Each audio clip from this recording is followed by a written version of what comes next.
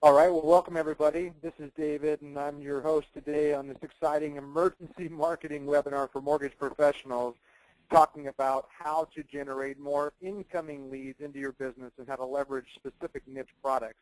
We have an exciting, fast-paced 30-minute webinar that's going to be talking specifically on strategies to target high-rate and or mortgage insurance borrowers who can still benefit from refinancing. Stay tuned. You're going to have a lot of information and ideas over the next 30 minutes. We're going to go ahead and jump right into our presentation. So if you're multitasking, we're going to ask for your undivided attention. We've got a lot of specific sample marketing strategies that we're going to show you on the screen, and we want to make sure that each and every one of you sees those and you can ask questions about them. This is going to be an interactive webinar, but the phone lines have been muted to protect the call quality. We're going to go ahead and take Q&A through the GoToWebinar control panel over there on the right-hand side of your screen.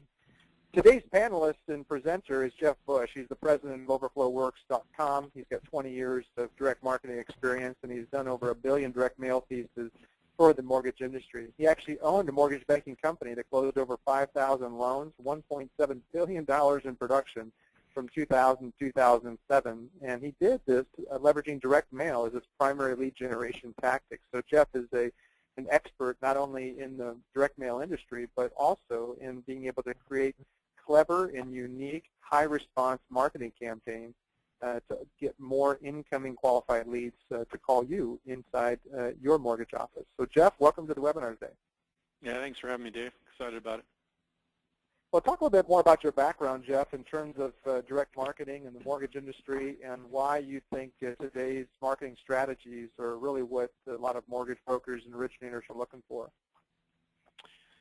Well, I've got a background of doing direct mail for mortgage companies for like almost 20 years now, and then owning a mortgage company for 7 years. I mean, I kind of have both sides of the fence, you know, the marketing and knowing what it takes to get a loan funded. So I've got kind of a unique insight in some of the data that we market to and some of the calls that we generate to try to, you know, make the phones ring with qualified borrowers that can benefit from a refinance, and, you know, understanding all the nuances of the mortgage business with, you know, mortgage insurance and at different rates and different times and LTVs, and just really understanding how to put a good database together and market a good borrower that can close is, you know, just some of the expertise that I have that, you know, you might not find at another person that just knows how to do printing and mailing, you know, some insight on the lists and the data. Well, we promoted this particular marketing webinar as an emergency marketing webinar, and we've had a huge jump in terms of interest rates, going over 1% in the last 45 days. Now, you've got over 100 different mortgage companies that are marketing with you in over 39 states. What are you doing with your marketing to help these marketing clients keep funding refinance loans in this increased rate environment? Well, my business as far as marketing for mortgage companies is so closely tied to what's happening in the mortgage market that when the mortgage business changes, obviously I have to change to keep bringing qualified calls in that can benefit from a refi. So whenever we're in a crazy market like we've seen in the last 45 days, rates jumping over a point, you know, it's important to be able to change gears. I mean, 3 months ago, I was mailing 1 million pieces a month, all for FHA and VA Streamline, you know, 60 or 70 different clients around the country. And when rates did what they did, I mean, that ended pretty abruptly. So now we're tasked with trying to find a group of people that is paying higher rates, you know, preferably over 5.5%, and you know, but they have enough equity, or they have, you know, the guidelines that are needed to fund those loans. So, you know, we've just gone to work really hard in the last 45 days, you know, finding lists that are responsive and can still qualify for a loan. So we're going to show some of that today and what we found and developed. The big thing is just finding people that are paying higher rates, and it's a smaller group. Well, talk a little bit more about this screen that we're seeing now, Jeff, and this chart of this amazing growth in these high-growth markets. So what we're looking at here is just a chart for the highest, you know, growth as far as property values by city or metropolitan area around the country. And I think it's important to look at this. I mean, depending on what state you're in and where you're licensed, you know, Phoenix, Arizona is up 47% year over year. I mean, a year ago, you know, sales prices were, you know, like in the mid-100,000s, and now we're at 243.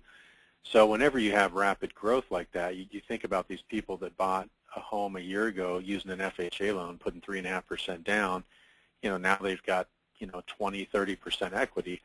So there's so many options for these people to refinance. So we look at this chart and look at the top growing areas. You've got Arizona, Florida, Nevada's up 32%. So if you're in these states, obviously you've got a huge opportunity to help these borrowers lower their rates, give them cash out to pay off bills or fix up the house. Certain areas of the country, North Carolina, one city, county up 30%. I mean, this is in 12 months. So I just thought it was kind of interesting to look at this report and look at some of these cities. Typically the cities in states that shoot up in value tremendously, they also come crashing back down and then go up again. So it's totally different in the Midwest.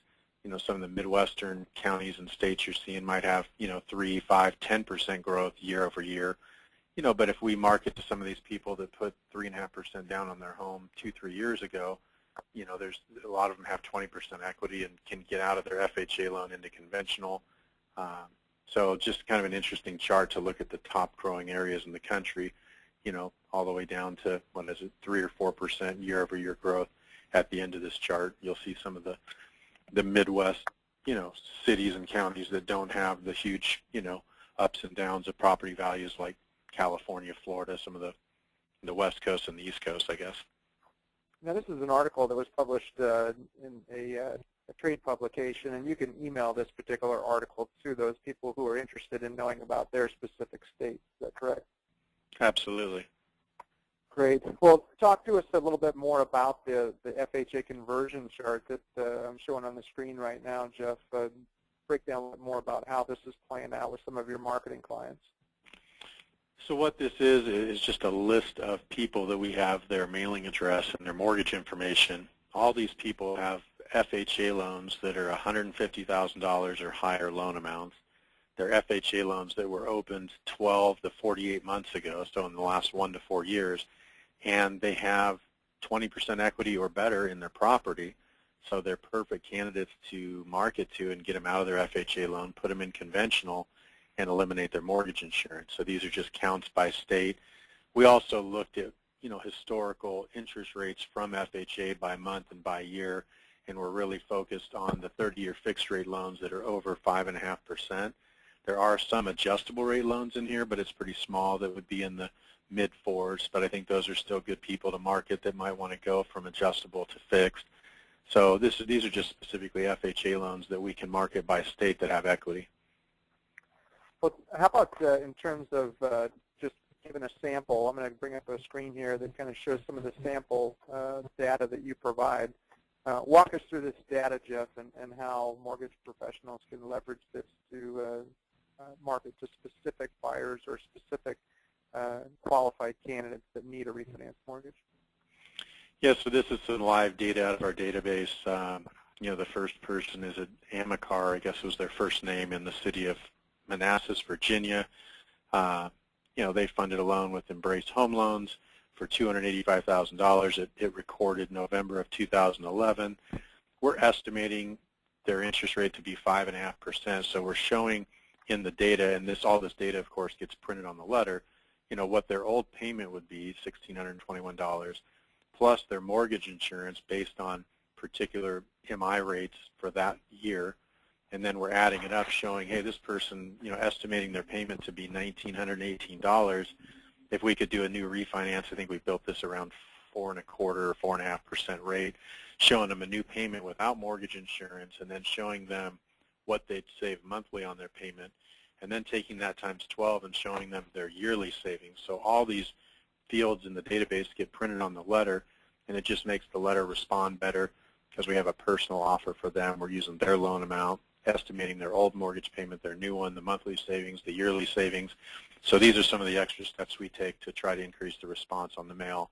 And you can see all these people with loan amounts in the mid-200,000s are saving, $400 or $500 a month.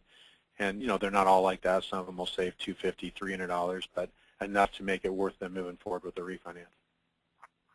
Well, you've also supplied us with some average interest rates for FHA insured 30-year fixed rate mortgages. So walk us through how you're leveraging this information to target more qualified borrowers. Well, nobody has real interest rates on their file on a 30-year fixed rate mortgage, which most FHA loans are obviously 30-year fixed. If they have an adjustable rate loan, they sign a rate rider with title, and we actually know exactly what their interest rate is on an FHA adjustable loan, but most of these are fixed. So we use this chart to estimate what interest rates were, and this chart comes directly from FHA, and what it's showing you is, the average FHA interest rate by month and by year. So if you look at, 2009 average interest rate, it shows, by endorsement month, January through December. But if you look off to the far right, you'll see the average interest rate for 2009 was 5.63.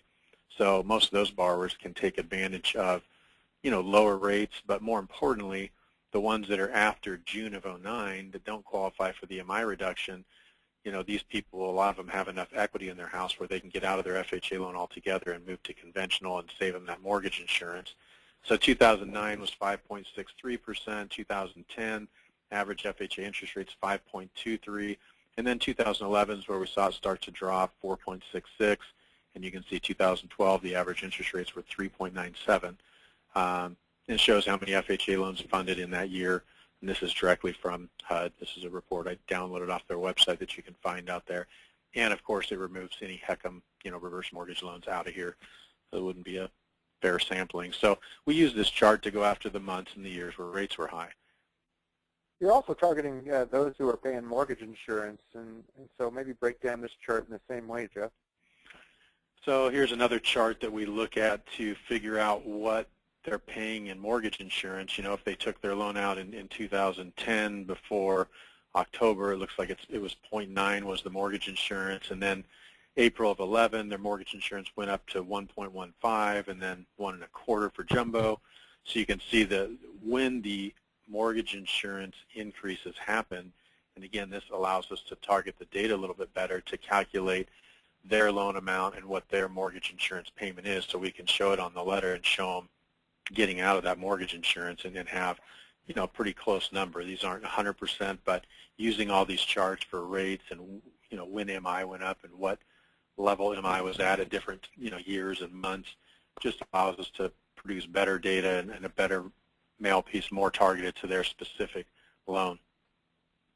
Well, let's just go ahead and jump in and show them one of your high response direct mail pieces. Now, you've obviously gotten permission to share this particular document, or is this something that you use exclusively with your clients in different markets, or how do you handle exclusivity, Jeff, or custom letter creation?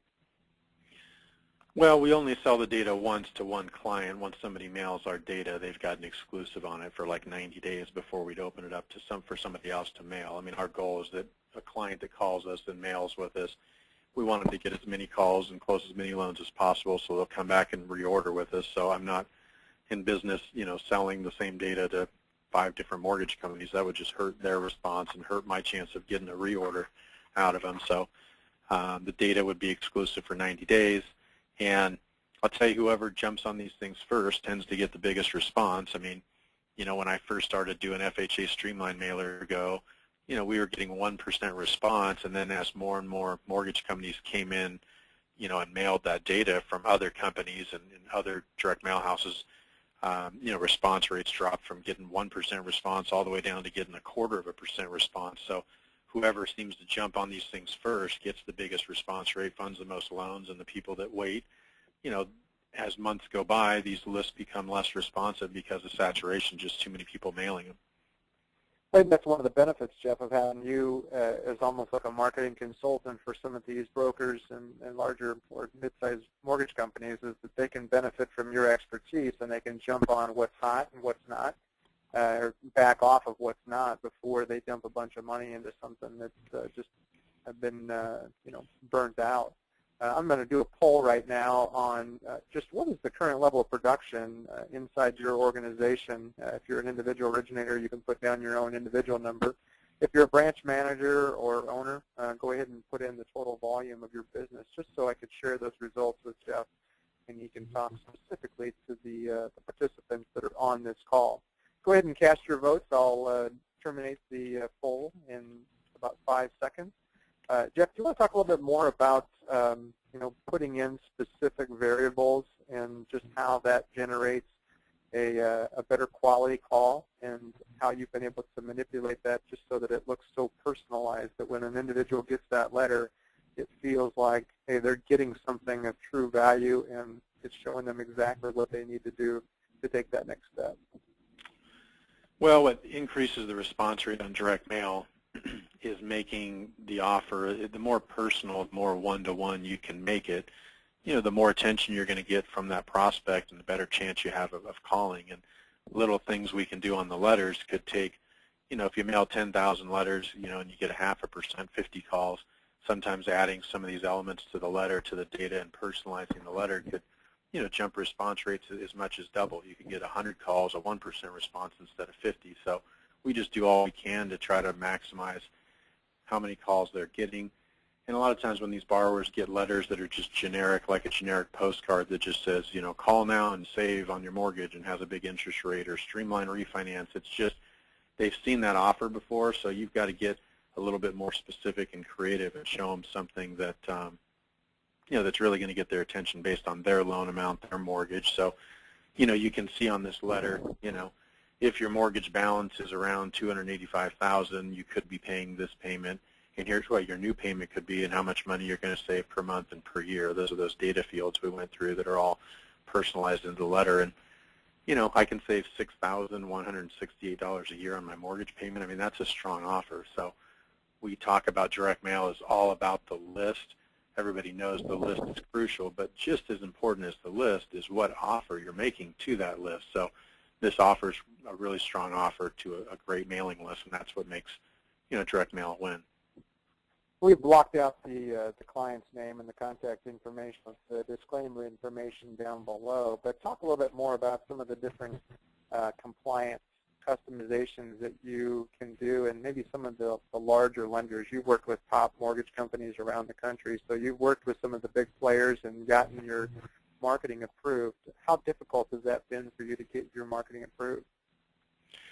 Depending on the company, what's interesting right now is it seems like all the compliance and legal are so worried about CFPB and, Department of Real Estate, and you've got to comply with all these rules. But at this point, I mean, I have probably 50 letters that have been approved by really large mortgage lenders that have gone through legal and compliance. So I've got a pretty good benchmark to start with. Sometimes compliance people, legal, it's all about opinions, and they have different opinions and want certain things done. So we just work with, our art department creates mail pieces that are compliant, but we always run them by, your legal, your compliance. They might have little changes they want to make, a different opinion on something. So it looks like that the two sample letters, this is the second one that was sent to Las Vegas resident. It looks like that the letters or mailers that you're using, Jeff, are snap packs. Is that the most commonly used strategy, or are you seeing some window envelopes still being leveraged? Our business is probably 60% letters and 40% snap packs. I mean, the snap packs are, similar in price to letters, and I think they get similar response. I personally don't believe that whether you mail a snap pack or a letter is going to make the big difference in the response. It's more about what list you mail into and what's your offer. I kind of like the snap pack because I can personalize both sides of the letter. So on the outside, we've got on here, reduce your mortgage payment by, $7,000 a year. So that gets them to open it. So that's a pretty strong message to get the mail piece opened. But, we still do more letters than snap packs. Just the samples we ended up having today happen to be snaps, but they're all highly variable. We personalize their city, Las Vegas residents, lower mortgage payments through recent, increases in property value. So every city name goes in there variable, Henderson, Nevada, Las Vegas, their city, so that kind of recognizes and personalizes it to the city they live in, their loan amount, their loan date, their payment, showing a new payment. So these are some of the things, again, just to get a better response. And when they call, they're, pretty educated about what they want. It makes it a little easier on the loan officer to move them into an application and hopefully just, finalizing a loan. Now, Jeff, you've been one of the unique marketing companies to actually leverage physically handwritten marketing letters. Talk a little bit more about the effectiveness and the increase in cost and how different the ROI is. Well, an average direct mail letter in an envelope, mailed third-class mail with a printed indicia or maybe a third-class stamp runs around 60 cents a piece.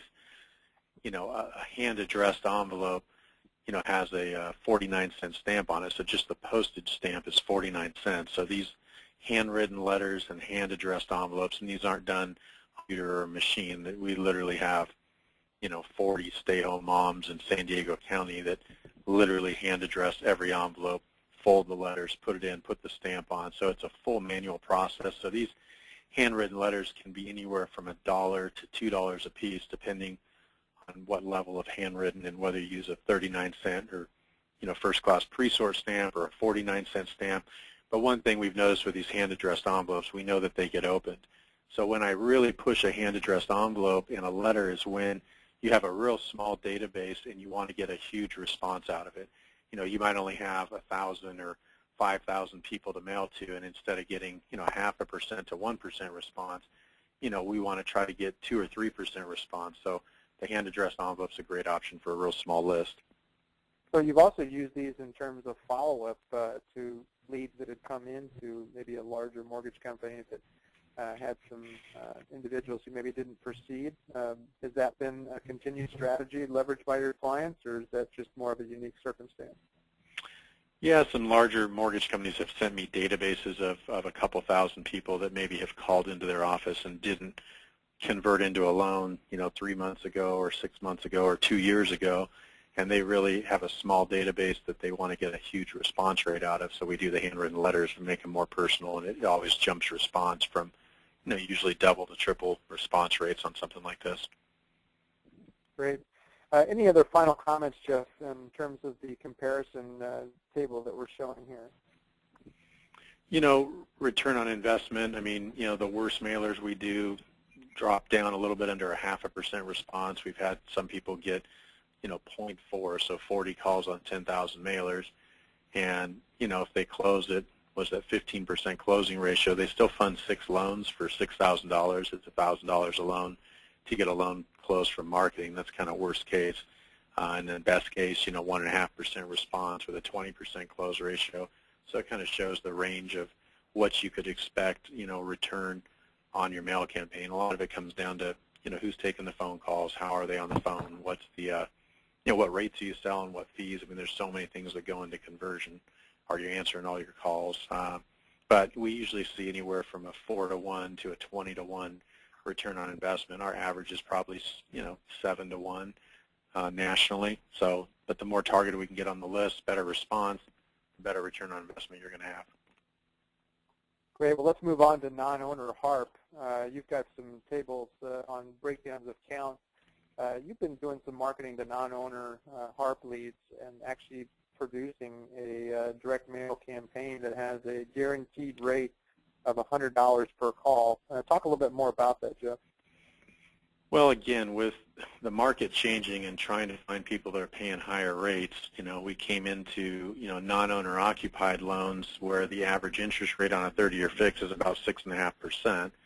And if the loan's owned by Fannie or Freddie and it's upside down, you can do a HARP loan. I think right now my clients are selling maybe 4.875. So you can take them from 6.5 down to 4.875, show them enough savings. This is just a good example of another list that's a good list to market to when rates are up.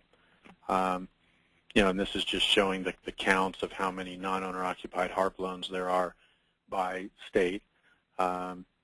That are Fannie or Freddie owned that we can guarantee calls on. So, this is a mail campaign where we offer a guarantee of a certain amount of calls, at $100 a call, but they're all super qualified Fannie Mae owned mortgages, qualified for HARP with the right dates. These are all 115 up loan amounts, paying higher rates. So just another campaign that we offer with, it's the only one we offer right now with a guarantee of a certain cost per call. So. Great. Here's a sample letter that you're using. Anything specific on this letter that you wanted to point out to participants, Jeff? Just that we're referencing their non-owner occupied property qualifies for HARP. So, obviously we mail the letter to their mailing address, but the letter references the property that they own that's in your state, with that particular loan amount. So, this letter was toned down a little bit. We're not quoting a mortgage payment on it, just showing a low rate, and that we can do up to 125% of the home's value. So talking about if their mortgage is upside down. So these are just a couple of HARP letters that we've done. That particular one was to non-owners, and this one's to owner-occupied, just people paying higher rates that are Fannie Freddie owned that we're still getting a good response on. Well, you've got some tips here, Jeff, in terms of non-owner HARP direct mail call tips. Walk us through, as I bring these up, what you've learned from your experience in working with other clients on this issue.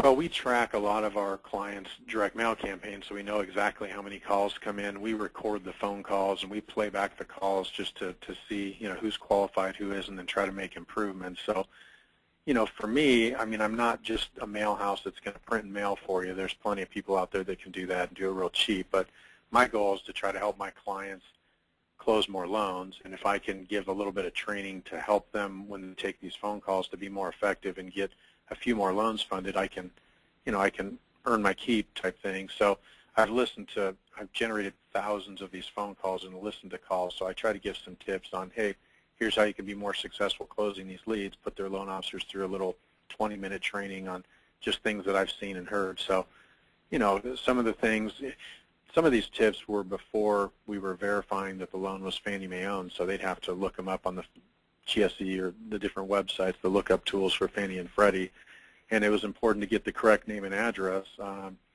these non-owners. Sometimes they would call and give us the wrong address because they don't live there, they don't remember the property address. So, pulling it up on title and making sure you're looking up the loan on Fannie Freddie's website with the correct address, the correct name.